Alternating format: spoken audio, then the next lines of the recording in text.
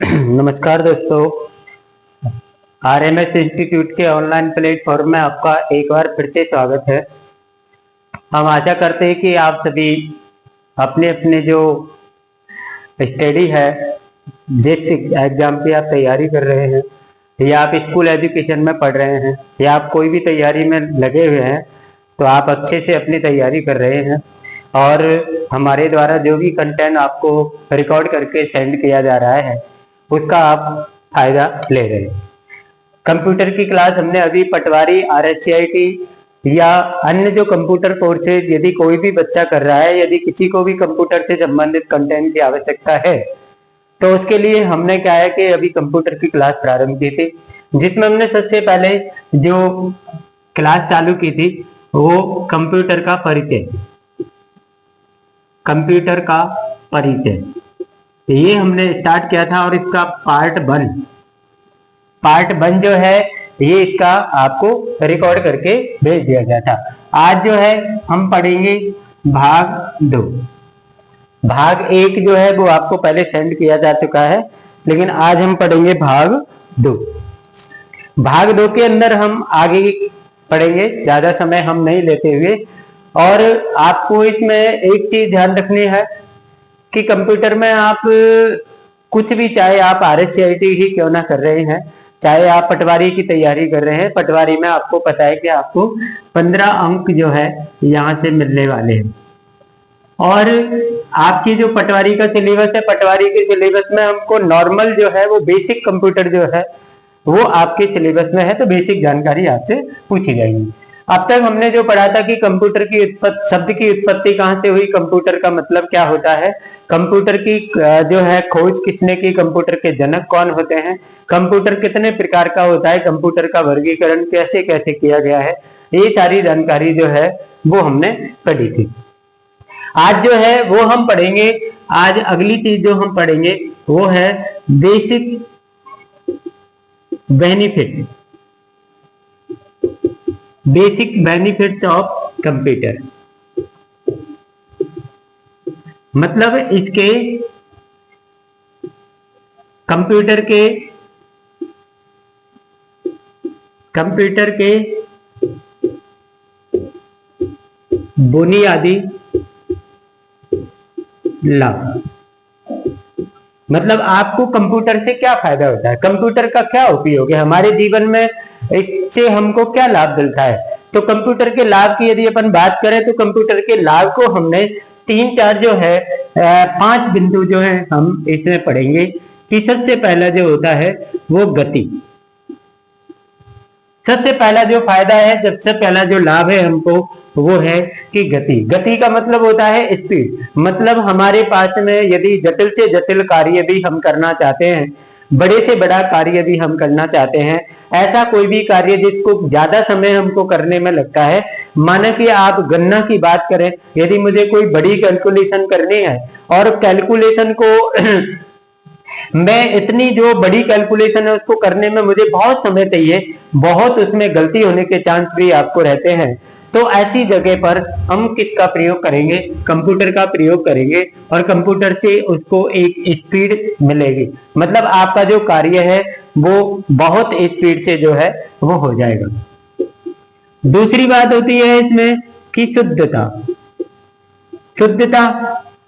इसको आप यदि अपन देखें तो विश्वसनीयता के रूप में भी आप इसको एक विश्वास जो है वो आप इसको कह सकते हैं कि इस पर आप विश्वास रख सकते हो। मतलब कंप्यूटर से किया गया कोई भी कार्य हमारे मन में इतना एक कॉन्फिडेंस होता है, एक विश्वास होता है कि हमने ये कार्य कंप्यूटर से किया है तो ये 100% जो है वो क्या है, शुद्ध है। 100% क्या है, ये शुद्ध है। मतलब इसमें कोई भी गलती नहीं है, क्योंकि ये कार्य हमने किससे किया है, कंप्यूटर से किया है और हमें उस कार्य के ऊपर विश्वास भी होता है। यदि हमें तो होता ही है, लेकिन यदि हम किसी दूसरे व्यक्ति के सामने भी इस कार्य के बारे में बात करें तो उस दूसरे व्यक्ति को भी इसका पूरा क्या होता है, विश्वास होता है। इसलिए हमें ये कंप्यूटर जो है वो बुनियादी रूप से लाभप्रद होता है। यदि हम तीसरी बात करें तो इसमें संग्रहण, यदि हम बात करें अगली तो संग्रहण। संग्रहण का मतलब होता है कि जो हमारा कंप्यूटर होता है, इसकी जो संग्रह की क्षमता है वो बहुत अधिक है, बहुत अधिक क्षमता है इसके अंदर। मतलब आप किसी भी डाटा को आप एक बहुत लंबे समय तक या बहुत अधिक डाटा को आप कितने समय तक भी यदि सुरक्षित रखना चाहते हैं तो हमें किसका प्रयोग करना पड़ेगा? कंप्यूटर का प्रयोग करना पड़ेगा। तो ये भी हमारे लिए एक इसका क्या है? फायदा है। एक जो है इसका सबसे बड़ा फायदा है विविधता। विविधता माना कि यदि अपन किसी भी वस्तु की बात करें, कोई भी टेक्निक की बात करें, किसी भी उपकरण की बात करें, तो आपने देखा होगा कि हर कार्य के लिए एक विशेष उपकरण होता है और वह उपकरण उस कार्य को करने में ही क्या होता है? सक्षम होता है। वह उसी कार्य को कर सकता है, दूसरे कार्य को वो नहीं कर सकता है। लेकिन हमारा जो कंप्यूटर होता है, हमारा ये कंप्यूटर जो है वो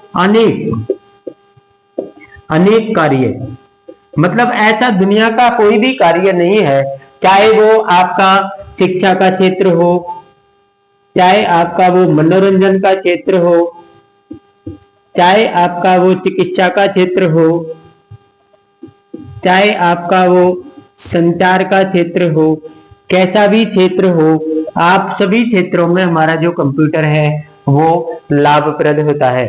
मतलब कंप्यूटर से हम सभी कार्यों को आसानी से संपन्न कर सकते हैं। ऐसा कोई इसमें फिक्स नहीं होता कि कंप्यूटर इसी कार्य को कर सकता है, इसके अलावा किसी कार्य को करने में सक्षम नहीं है। नंबर 5 पर जो आपकी इसकी विशेषता जो आती है, कंप्यूटर के जो बुनियादी फायदा है वो है कि परिश्रमशीलता। परिश्रमशीलता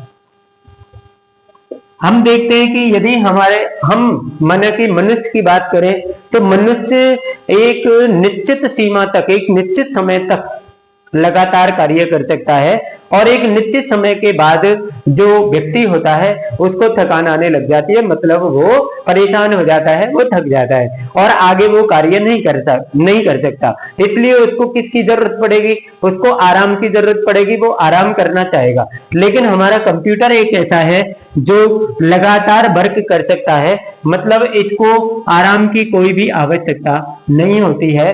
ये जो कंप्यूटर है वो लगातार वर्क कर सकता है। और दूसरी चीज ये है कि ये जिस कार्य क्षमता से शुरू में वर्क करता है उसी कार्य क्षमता से ये एंड तक, मतलब उस कार्य के लास्ट तक वर्क करता है, मतलब इस पर कोई भी प्रभाव नहीं पड़ता है। हमारे अकॉर्डिंग जो है, जहां तक हमारी जानकारी में है, तो ये 5 जो है कंप्यूटर के बुनियादी लाभ होते हैं। इनके द्वारा हम कंप्यूटर का उपयोग कर सकते हैं ऐसे ऐसे। ठीक है, हम आगे बढ़ते हैं। आगे हम जो बात आएगी हमारी, आगे यदि हम बढ़ेंगे तो आगे हमारी बात आती है हार्डवेयर और सॉफ्टवेयर कि कंप्यूटर जो होता है उसके 2 पार्ट होते हैं, हार्डवेयर और सॉफ्टवेयर।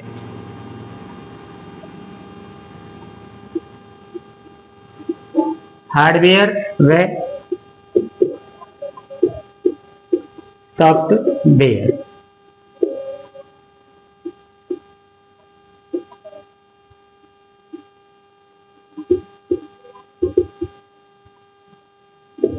हार्डवेयर एंड सॉफ्टवेयर, तो ये चीजें हमें बहुत जरूरी होती है। यदि आप कंप्यूटर पढ़ रहे हैं, यदि आपको कंप्यूटर का ज्ञान आपको लेना है तो हमको हार्डवेयर और सॉफ्टवेयर के बारे में जानकारी अवश्य रूप से होनी चाहिए। तो सबसे पहले हम जो है वो हार्डवेयर के बारे में जानकारी प्राप्त करेंगे कि हार्डवेयर क्या होता है।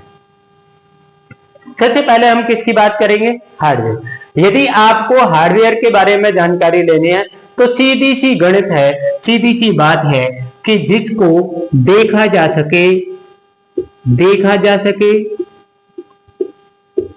वह स्पर्श किया जा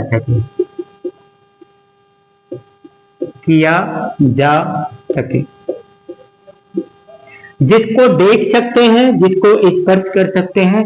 माना कि यदि अपन कोई भी कंप्यूटर पार्ट हो और उस कंप्यूटर का कोई भी पार्ट यदि हम अपनी आंखों से देख सकते हैं और अपने हाथों से उसको स्पर्श कर सकते हैं तो वो आपका क्या होता है, हार्डवेयर। कहने का मतलब जो कंप्यूटर के पार्ट्स जो होते हैं, कंप्यूटर में जो जो पार्ट्स लगे थे, जो भी डिवाइस लगी होती है, जो भी उपकरण उसमें काम आते हैं, वो सारे उपकरण हमारे क्या कहलाते हैं, हार्डवेयर कहलाते हैं। अब हार्डवेयर जो है, हार्डवेयर भी ऐसा नहीं कि एक ही पार्ट होते हैं, तो इसको भी हमने 4 प्रकार से हमने इनका वर्गीकरण किया है। हार्डवेयर को 4 प्रकार से हमने वर्गीकृत किया है, 4 प्रकार कौन कौन से हैं? जैसे यदि हम बात करें तो कुछ जो होते हैं हमारे पास वो इनपुट डिवाइस होते हैं। वो कैसे होते हैं? हमारे इनपुट डिवाइस होते हैं। दूसरे जो होते हैं आपके वो होते हैं आउटपुट डिवाइस।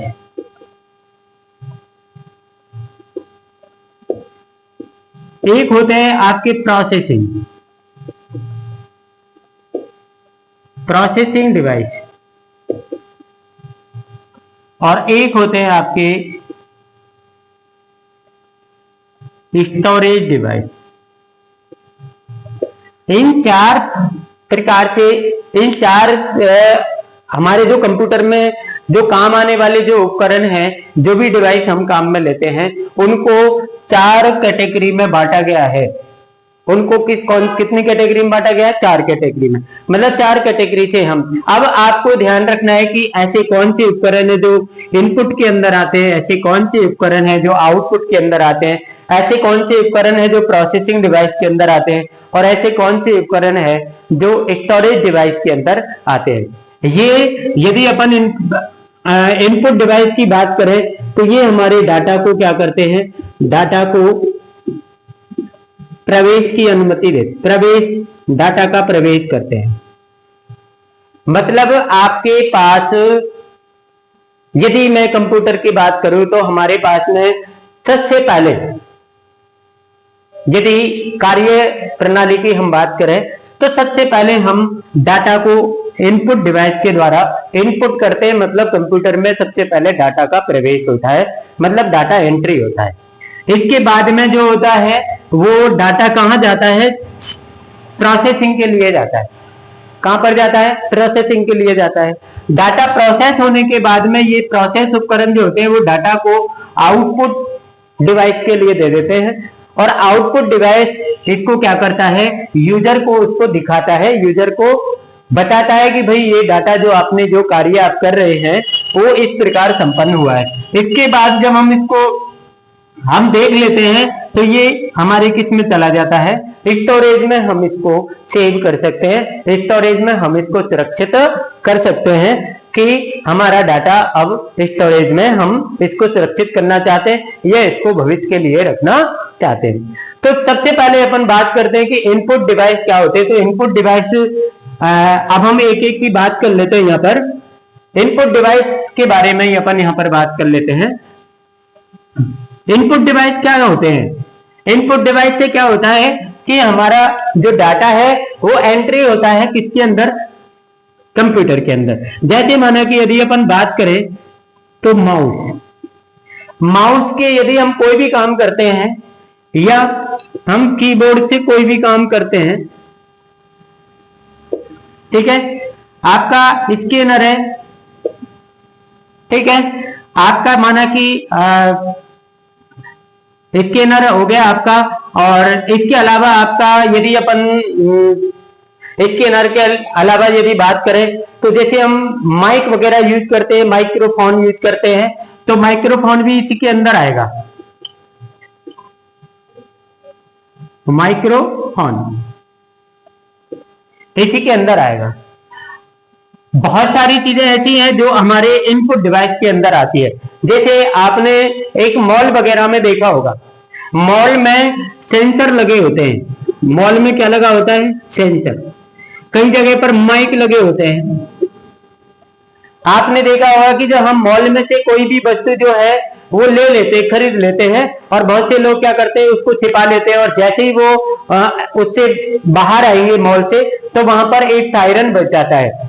सायरन का मतलब आपको पता है कि वो सायरन किसके और कारण वजह, क्योंकि हर वस्तु के अंदर एक सेंसर लगा होता है और वो सेंसर जो है उस वस्तु पर जो उसने जो डिवाइस लगाई हुई है वो उसको क्या कर लेता है, कनेक्ट कर लेता है, उसको वो पकड़ लेता है कि भाई ये चीजें जो है वो वापस वो दुकान से बाहर जा रही है, मॉल से बाहर जा रही है। और यदि हम किसी वस्तु को खरीद लेते हैं, पैसे जमा कराते हैं, तो वो उस डिवाइस को उस वस्तु से क्या कर लेता है, निकाल लेता है। तो वो जब भी आप लेकर जाओगे तो वो सेंसर बजेगा, उसको पकड़ेगा नहीं और वो सायरन नहीं बजेगा। माउस के द्वारा हम कोई भी डाटा जो है वो एंट्री करते हैं, कीबोर्ड के द्वारा हम डाटा एंट्री करते हैं। स्कैनर क्या होता है, स्कैनर जो होता है वो कोई भी डॉक्यूमेंट जब हमारे पास में है तो एक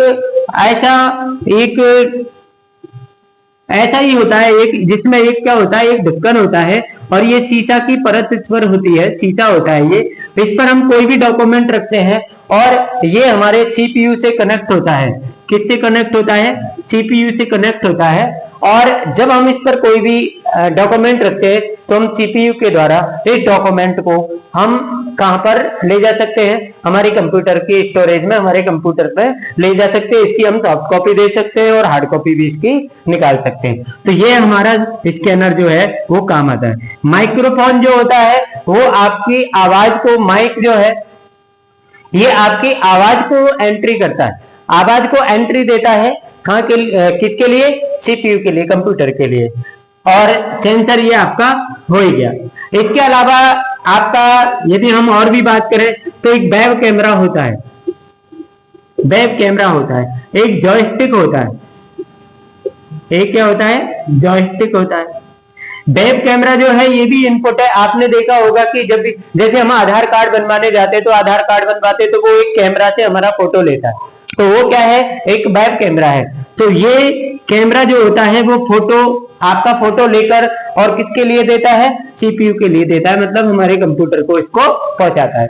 तो ये वेब कैमरा भी आपका क्या है, इनपुट डिवाइस है। एक जॉयस्टिक होता है, एक होता है जॉयस्टिक। जॉयस्टिक हमने देखा होगा कि जब भी हम वीडियो गेम वगैरह खेलते हैं तो हमारे पास में एक ऐसा हमको एक गियर टाइप मिलता है और इस गियर को हम इधर या उसको हम इधर जब हम करते हैं तो ये वीडियो गेम जो है हमारा चलता है, ये वीडियो गेम में हमारा काम करता है। एक गियर टाइप होता है वीडियो गेम में, उसको हम निर्देश देते हैं, उसको हम जैसे प्रकार से उसको हम आगे पीछे करते हैं उसी प्रकार से जो है वो क्या करता है, उस गेम को प्ले करता है। तो ये भी हमारा क्या है, एक तरीके से क्या है, इनपुट डिवाइस है। तो इनपुट डिवाइस जो है इस प्रकार से कार्य करते हैं। और जैसे माना कि एक अपन का जो मोबाइल है, मोबाइल में हमारे में टच स्क्रीन लगी होती है, तो टच स्क्रीन में जब हम कोई भी उंगली से हम उस पर कोई भी स्पर्श करते हैं स्क्रीन पर, तो वो स्क्रीन जिस प्रकार से जहां पर भी आपने टच किया है तो उसके अकॉर्डिंग वो स्क्रीन काम करती है। तो कहने का मतलब टच स्क्रीन जो है हमारी, कौन सी स्क्रीन, टच स्क्रीन जो है हमारी, ये भी आपकी क्या है, इनपुट डिवाइस के अंदर आती है। ये हमारे कंप्यूटर में जो है वो मुख्यतः इनपुट डिवाइस में काम करते हैं। इनपुट डिवाइस जो है ये सभी इनपुट उपकरण है, इनपुट डिवाइस है। अब आगे हम देखते हैं आउटपुट डिवाइस। आगे हम देखेंगे इनका काम, मैंने आपको बता दिया, ये डाटा को क्या करती हैं, एंट्री देती हैं, डाटा को प्रवेश की अनुमति देती हैं। जैसा कार्य होता है उसी प्रकार से हम डिवाइस का प्रयोग करते हैं। अगली जो आपकी डिवाइस है वो है आउटपुट डिवाइस। वो कौन सी है, output. Number 2 output device. Output device क्या करती हैं, डाटा को बाहर करती हैं, ठीक है ना, या उसको सॉफ्ट कॉपी में बनाती है। या तो ये डाटा को बाहर करेंगी और या सॉफ्ट कॉपी में परिवर्तन करेंगे, मैं उसको परिवर्तित करेंगे। जैसे यदि अपन बात करें तो मॉनिटर क्या होता है, मॉनिटर आपका क्या होता है, मॉनिटर कहते हैं अपन की जो एलईडी होती है उसको अपन क्या कहते हैं, मॉनिटर। ये ऐसे अपन जब देखते हैं कि जब भी हमने कुछ भी, जैसे माना कि आप कीबोर्ड के द्वारा कोई भी डाटा उसमें एंट्री कर रहे हैं तो हमको मॉनिटर पर वो दिखाई देता है, मतलब सॉफ्ट कॉपी के रूप में हमको वो दिखाई देता है। यदि हमें किसी की सॉफ्ट कॉपी देखनी होती है तो हम यहाँ पर मॉनिटर पर देखते हैं। एक होता है प्रिंटर, एक क्या होता है प्रिंटर। इससे हम क्या कर सकते हैं, हार्ड कॉपी भी निकाल सकते हैं, इससे हम हार्ड कॉपी भी निकाल सकते हैं, मतलब एक पेज पर हम किए गए कार्य को आप पेज पर ले सकते हैं। एक हमारे पास में आपने देखा होगा हम हेडफोन लगा लेते हैं, कोई भी मोबाइल से गाना वगैरह सुनना है तो हम हेडफोन लगा लेते हैं। आपको पता है हेडफोन में आवाज कहां से आती है, वो मोबाइल से आती है, मतलब मोबाइल से आवाज जो है वो बाहर निकल रही है हेडफोन में, और हेडफोन में से हमको वो प्राप्त हो रही है। तो हेडफोन भी हमारा एक तरीके से क्या हो गया, आपका आउटपुट डिवाइस हो गया। एक अपन के स्पीकर जो होते हैं, यदि आपने कंप्यूटर के साथ में कोई स्पीकर जोड़ रखा है तो आपका जो स्पीकर है वो आपका आउटपुट डिवाइस का काम करता है। एक आपका जो है प्रोजेक्टर है, प्रोजेक्टर आपने देखा होगा कि हम एक जैसे एक स्क्रीन होती है, इस पर प्रोजेक्टर होता है, उसको छोटी स्क्रीन को यदि हमें कोई बड़ी स्क्रीन के रूप में देखना है तो हम किसी दीवार पर या वाइट स्क्रीन पर या इस बोर्ड पर भी हम उसकी स्क्रीन को देख सकते हैं। किसके द्वारा, प्रोजेक्टर। मतलब प्रोजेक्टर भी अपनी डाटा को अपने पास जो भी है उसको वो क्या करता है, वो बाहर करता है। तो ये भी हमारा किसके अंदर आता है, आउटपुट के अंदर आता है। तो ये हमारे क्या होते हैं, ये आउटपुट उपकरण होते हैं। और भी बहुत सारे उपकरण होते हैं, जैसे प्रिंटर है तो प्रिंटर में ही आपकी बहुत सारी वैरायटी होती है। जैसे एक प्लॉटर होता है जो अच्छी क्वालिटी के जो है फोटो उनको बनाने के लिए काम में आता है, प्लॉटर इसको बोलते हैं। ये RSCIT की परीक्षा में बहुत बार पूछा जाता है कि अच्छी गुणवत्ता के लिए, अच्छे ग्राफिक्स के लिए किस प्रिंटर का उपयोग किया जाता है, तो कौन से का उपयोग किया जाता है, प्लॉटर का उपयोग किया जाता है। ये आपकी जो है वो आउटपुट डिवाइस है। इसके बाद जो आपकी आती है, इसके बाद आपकी आती है इनपुट डिवाइसेस। वो इनपुट हमने पढ़ लिया, आउटपुट हमने पढ़ लिया। अब आपकी आती है प्रोसेसिंग वाली, प्रोसेसिंग डिवाइसेस।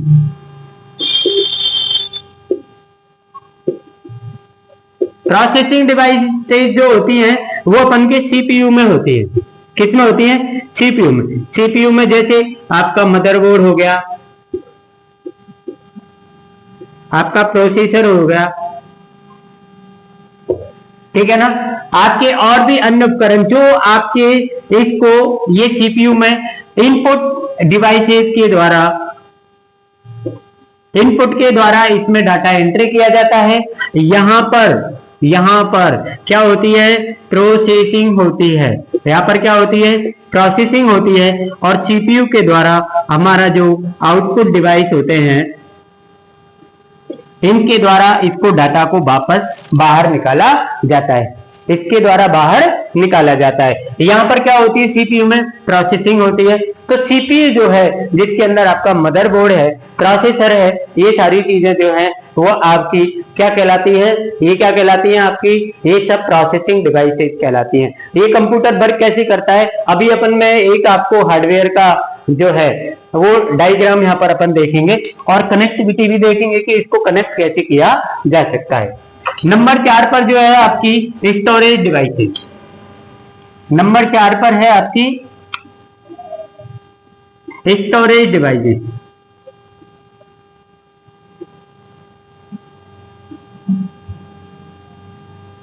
स्टोरेज डिवाइस का मतलब होता है संग्रह करना। संग्रह वाली जो डिवाइस होती है, संग्रह वाले जो उपकरण होते हैं, तो इसमें आपको पता है कि हमारे कंप्यूटर के अंदर एक हार्ड डिस्क लगी होती है। एक क्या लगी होती है, हार्ड डिस्क लगी होती है। ये हार्ड डिस्क हमारे कंप्यूटर में डाटा को क्या करती है, स्टोरेज करती है। और ये हार्ड डिस्क जो है वो आप जितना आपका डाटा जो है स्टोर करना चाहते हैं, जो ये क्या है आपकी जीबी में जो है आती है, जीबी और आजकल टीवी में भी आने लग गई, मतलब टेराबाइट, ये गीगाबाइट है, ये टेराबाइट है। आप 500 जीबी की ले सकते हो और 1 टीबी की ले सकते हो, मतलब 1012 जीबी इसमें होते हैं, 1012 जीबी इसमें, ठीक है ना। और एक जीबी में, 1 जीबी बराबर 1012 MB होते हैं, और 1 MB बराबर 1012 KB होते हैं।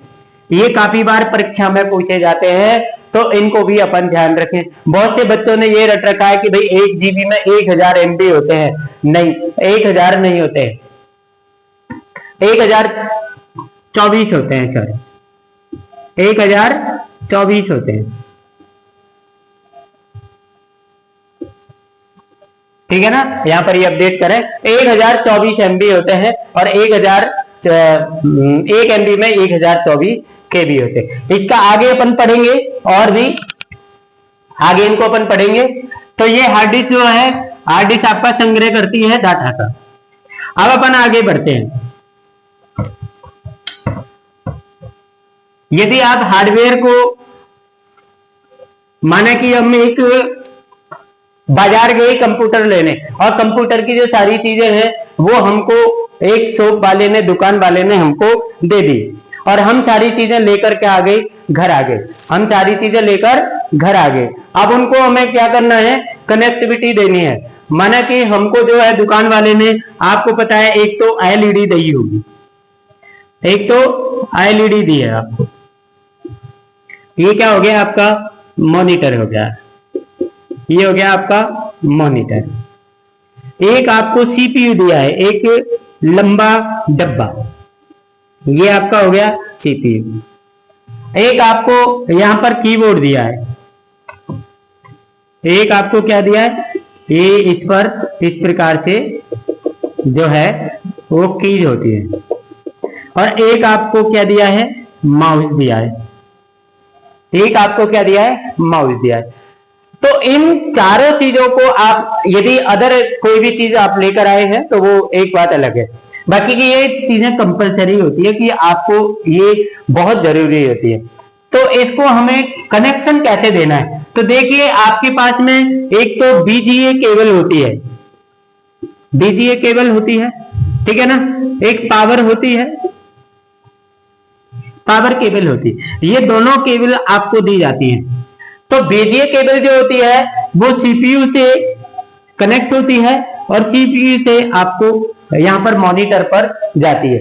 ये BGA आपको क्या करती है, ये डाटा को, ये जो CPU में जो भी प्रोसेसिंग हुई है वो डाटा को आपको मॉनिटर में दिखाएगा। यहां पर माना कि आपका एक लाइट का बोर्ड लगा हुआ है, एक लाइट का बोर्ड लगा हुआ है, इसमें आपको करीब 2 स्विच जो है वो होने ही चाहिए। यहां पर आपका एक बटन लगा हुआ है, ये आपका जो है, ये आपका लाइट का बोर्ड हुआ। तो एक पावर केबल जो है वो यहां से जाएगी और यहां पर लगेगी, और एक पावर केबल जो है वो यहां से और CPU के पास जाएगी। दोनों को हमने पावर दे दी, इसको पावर की जरूरत होती है। ये क्या है, पावर, ये क्या है, पावर, और ये क्या है, पावर। हमने दोनों को पावर दे दी, ये कार्य जो करेगा वो मॉनिटर पे दिखेगा इसके द्वारा। और जो हमारे पास में जो कीबोर्ड माउस है, ये कीबोर्ड माउस भी हमारे किसके साथ कनेक्ट होते हैं, ये इसी के साथ कनेक्ट होते हैं, CPU के साथ। यदि आपको माना कि कोई प्रिंटर लगाना है तो प्रिंटर भी आपका इससे कनेक्ट होगा, और एक आपको इसको पावर देनी पड़ेगी, इसको पावर भी देनी पड़ेगी, और एक इसको ये कनेक्टिविटी रहेगी। जो भी चीज आप कंप्यूटर के साथ जोड़ेंगे तो सारी चीजें जो है वो CPU के साथ जुड़ती है। एक CPU में आपका जो है वो मदरबोर्ड होता है, प्रोसेसर होता है, रैम होती है, रोम होती है, SMPS होता है, अन्य और हार्ड डिस्क भी होती है। ये चीजें आपकी सीपीयू के अंदर होती है। और सीपीयू की जो है फुल फॉर्म होती है central processing unit. Central processing unit ये जो है मदरबोर्ड, इसी के अंदर आपको आता है प्रोसेसर, रैम, रोम, एसएमपीएस और हार्ड डिस्क। आपको पता है मदरबोर्ड जो है उसमें ये सारी चीजें जो है इसको प्रोसेस करने का काम दोनों का इनका होता है, डाटा को प्रोसेस करना। रैम और रोम एक मेमोरी है। ये आपकी इनकी यदि फुल फॉर्म की बात करें तो रैंडम एक्सेस मेमोरी और रीड ओनली मेमोरी इनकी फुल फॉर्म होती है। एसएमपीएस जो है वो ये पावर सप्लाई का काम करता है, पावर सप्लाई देता है। आप सबसे पहले जो यहां से जो पावर जाएगी वो सीधी किसके पास जाएगी, एसएमपीएस के पास जाएगी। और एसएमपीएस क्या करता है, उसको डिवाइड करता है, मदरबोर्ड के लिए देता है और आपके हार्ड डिस्क के लिए भी देता है। तो इसमें एक फैन लगा होता है, उस फैन को भी चलाता है। सबको ये जिसको भी पावर की आवश्यकता होती है उसको ये पावर देने का काम करता है। कौन, एसएमपीएस। एसएमपीएस एक सप्लाई है। एसएमपीएस क्या है, एक सप्लाई है जो सप्लाई देने का काम करती है। जैसे माना कि हमारे घरों में जो लाइट आती है, वहां से जो लाइट आ रही है वो ट्रांसफार्मर में आती है और ट्रांसफार्मर से हमारे घरों में लाइट आ रही है। तो ट्रांसफार्मर क्या कर रहा है, वहां से जो लाइट आ रही है उसको वो अपने पास लेकर के और सबको जरूरत के अनुसार उनको डिवाइड कर रहा है, जरूरत के अनुसार उनको दे रहा है। तो इसलिए ये एसएमपीएस जो होता है वो हमारे ट्रांसफार्मर की तरह कार्य करता है। मुझे लगता है अब आपको हार्डवेयर जो है वो आसानी से समझ में आ गया है। अब हम बात करेंगे सॉफ्टवेयर की। अब हम किसकी बात करेंगे, सॉफ्टवेयर। सॉफ्टवेयर क्या होता है, ये सॉफ्टवेयर कितने प्रकार का होता है, ये सारी चीजें जो हैं हम बात करेंगे अभी सॉफ्टवेयर के बारे में। तो देखिए सॉफ्टवेयर क्या होता है। सॉफ्टवेयर जो है अपन के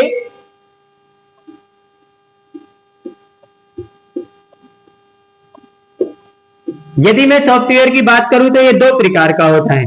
एक तो ये होता है ओएस, ठीक है ना, और एक होता है ये एएस। मतलब एक होता है ऑपरेटिंग सिस्टम, मतलब सिस्टम सॉफ्टवेयर। यदि आप इसको सिस्टम सॉफ्टवेयर भी आप इसको कह सकते हैं, और इसको आप एप्लीकेशन सॉफ्टवेयर।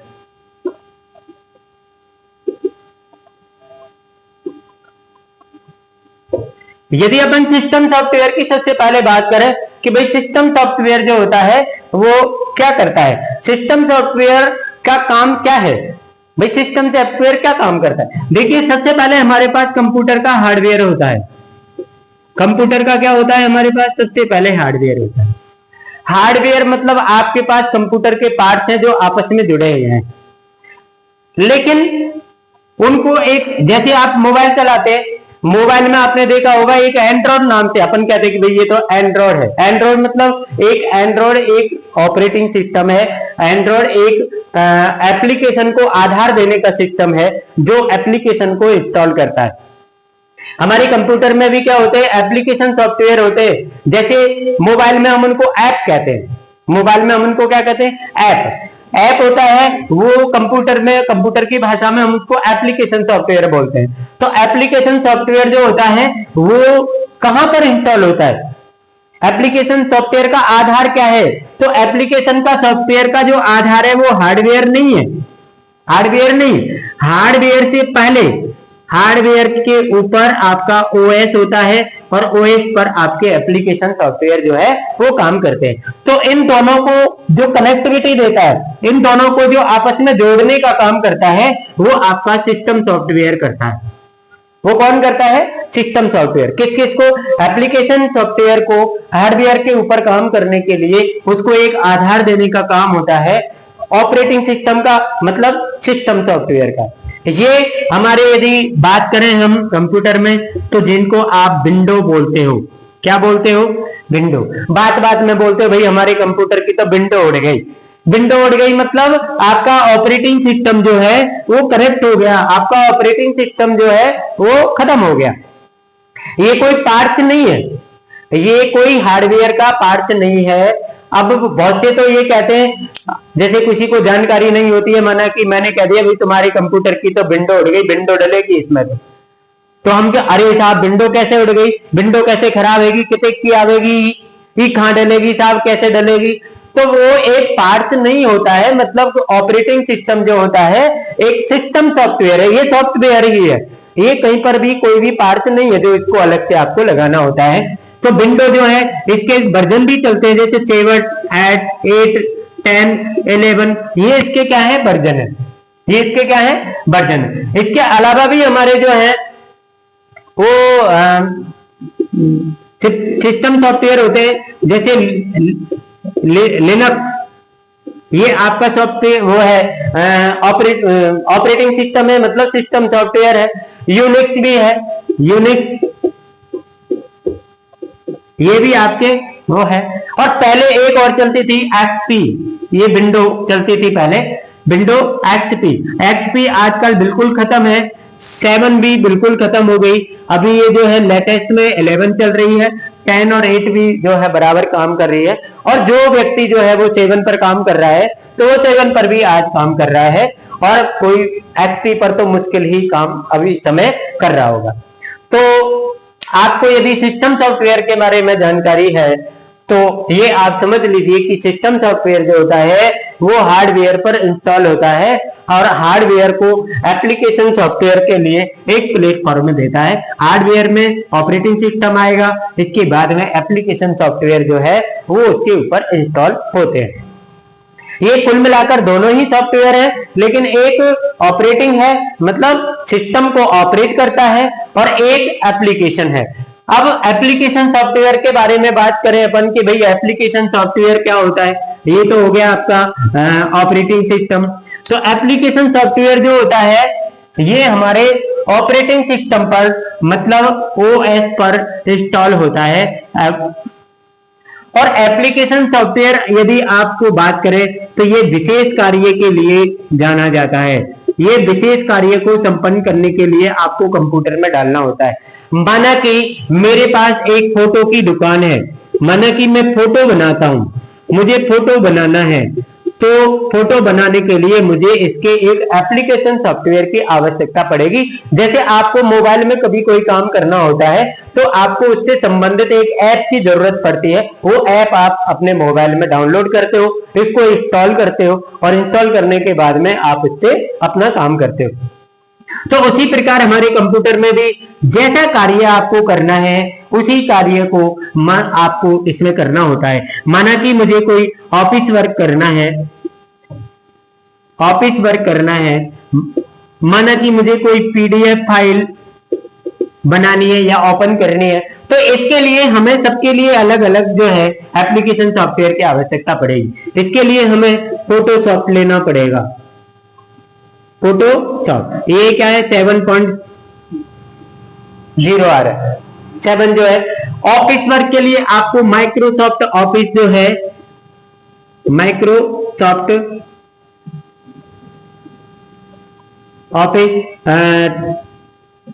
19 ये आपको लेनी, ये 7 भी है भैया, 10 भी है, 19 भी है। और पीडीएफ के लिए आपको पीडीएफ जो रीडर होता है, ठीक है ना, अडोबी रीडर है या जो भी आप डालना चाहते हैं जिस पीडीएफ फाइल को रीड कर सकता है, तो ये सारी चीजें जो है ये आपके क्या हो गए, एप्लीकेशन सॉफ्टवेयर हो गए। मतलब एप्लीकेशन सॉफ्टवेयर एक विशेष कार्य को करने में सक्षम होता है, अन्य कार्य को करने में एप्लीकेशन सॉफ्टवेयर सक्षम नहीं होता है। ये आपके सिस्टम सॉफ्टवेयर और एप्लीकेशन सॉफ्टवेयर आपके दो प्रकार के सॉफ्टवेयर जो है वो होते हैं। और बहुत से जो है वो, जैसे माना कि आपको मैं यहां पर एक चीज और बता दूं, बहुत से स्टूडेंट कहते हैं सर ब्राउजर क्या होता है, फिर ब्राउजर क्या होता है?